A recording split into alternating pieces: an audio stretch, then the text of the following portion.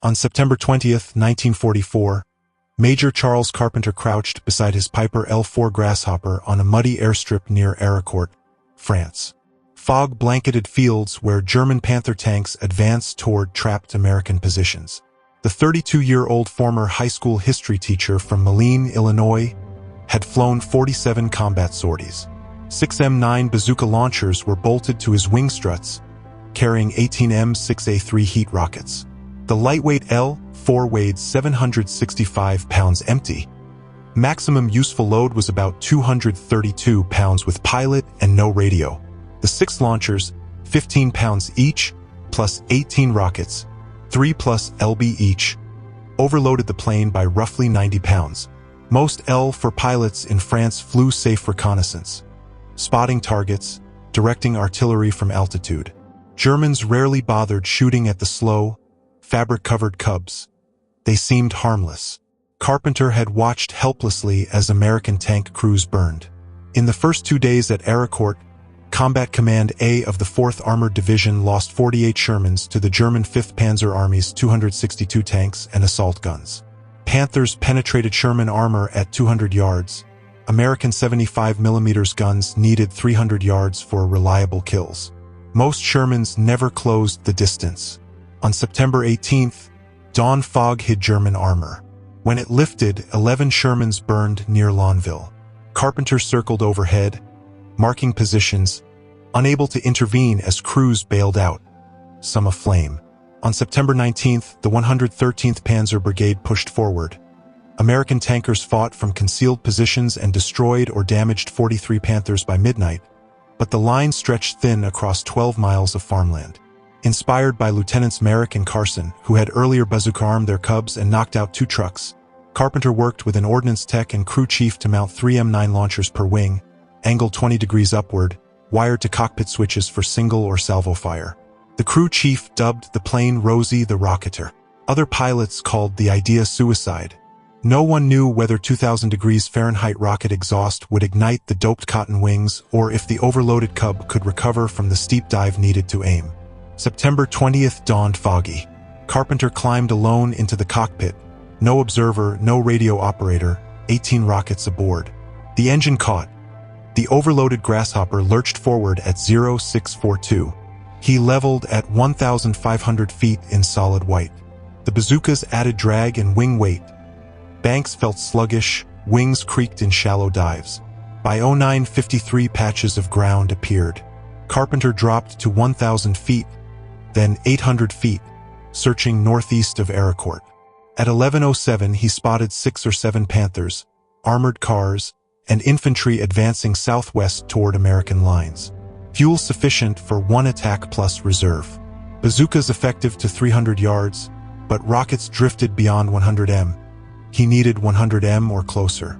He positioned south of the column, sun behind, climbed to 1,200 feet, then nosed over into a 30 to 35 degrees dive. Airspeed climbed to 90 miles per hour. Wings vibrated, tubes screamed. At 100 m, he fired 1 right-wing rocket. The blast shook the airframe. Exhaust missed the wing by inches. He hauled back hard. The sluggish plane climbed slowly as infantry opened fire. Rifle rounds punched wing and tail fabric. Looking back, the lead Panther sat immobile, smoke from its engine deck. Immobilized, not destroyed. The column scattered. Germans now pointed skyward at the cub that had attacked armor. Carpenter had 17 rockets left. He returned to Lonville, landed at 11:58. Crew saw bullet holes, scorched but intact launcher area, reloaded 6 rockets in 14 minutes. At 12:19 he took off again, 12 rockets aboard, climbed to 1,200 feet. At 12:41 he found 8 Panthers and half-tracks east of Bazenges-la-Petite, likely 111th Panzer Brigade elements flanking American positions. He radioed coordinates. Artillery would be too slow. He dove from the southwest. First rocket immobilized the lead tank, smoke from engine. Germans responded with heavier fire, tracers, a metallic clang on the cowling. Engine coughed but ran. Second pass. Another Panther took a rocket to the turret side. Ammunition cooked off, turret askew, flames pouring out, destroyed. Tracers tore more fabric. Something punched the lower fuselage. Rudder went mushy, elevator cable frayed. Oil temperature rose. Carpenter turned west. 10 rockets left. Aircraft deteriorating. At 13:21, urgent radio call. German armor had bypassed lines and trapped a 4th Armored Waterpoint crew. 20 men, light trucks, no heavy weapons, 3 miles east of Aircourt. Panthers closing. Artillery risked friendly fire. Other air support unavailable. Carpenter, for miles from the position, 6 from base, turned east despite obvious damage.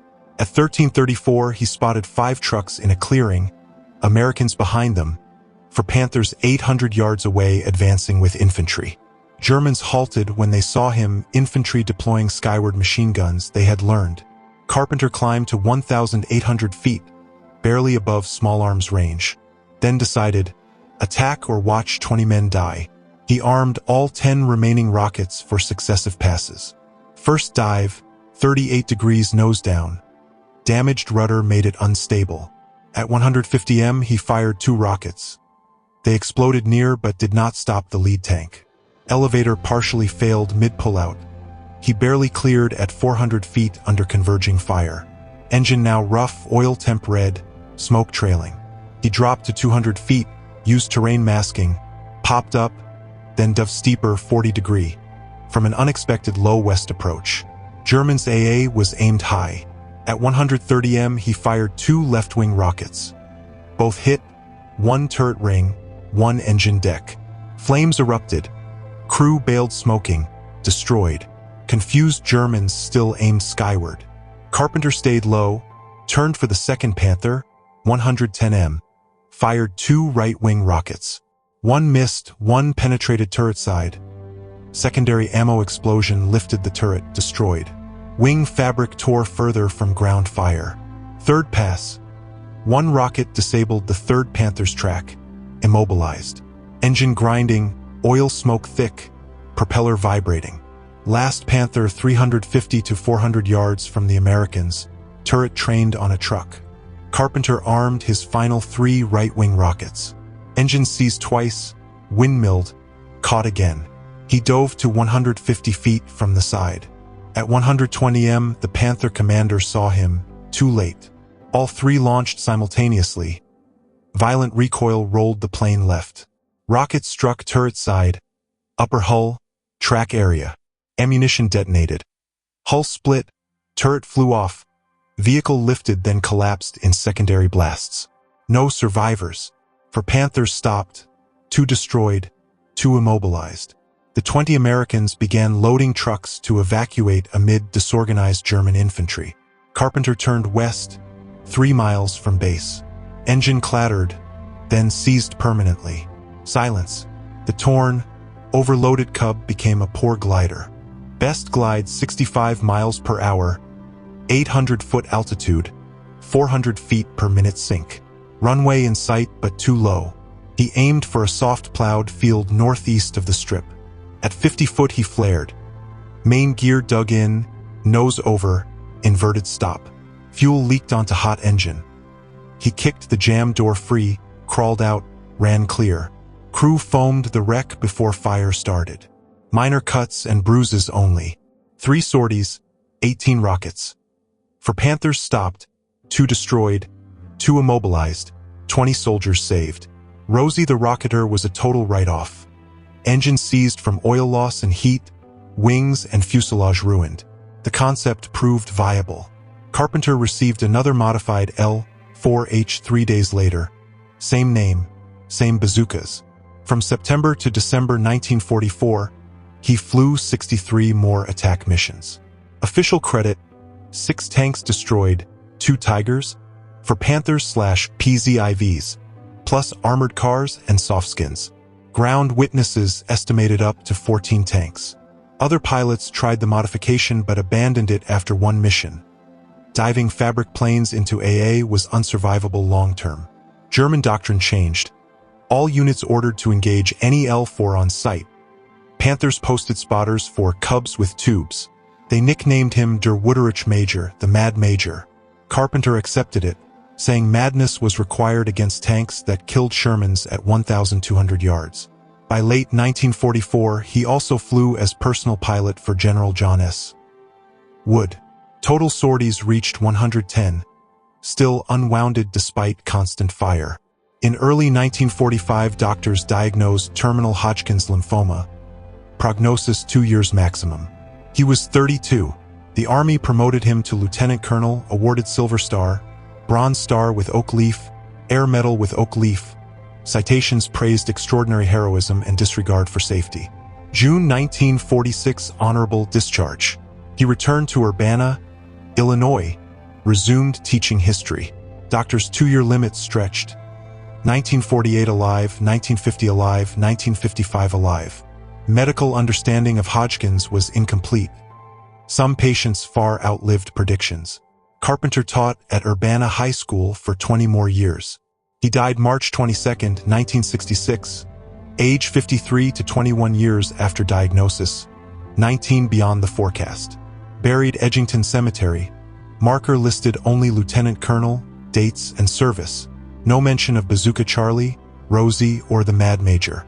His second Rosie, the Rocketer, serial 43 to 30,426, vanished post-war.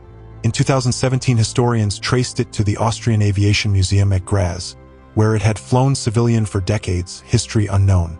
The Collings Foundation acquired and restored it in 2018, so the same grasshopper that stopped Panthers in 1944 flies again. Carpenter's improvised weapon did not endure post-war. Helicopters replaced observation planes. Dedicated attack aircraft supplanted bazooka cubs. But for 4 desperate months in 1944, when Shermans died against superior German armor, a 65-horsepower history teacher from Illinois flew into anti-aircraft fire because someone had to act. His story is one of mathematics, courage, and refusal to watch helplessly. Stay low, attack fast, never give a clear shot.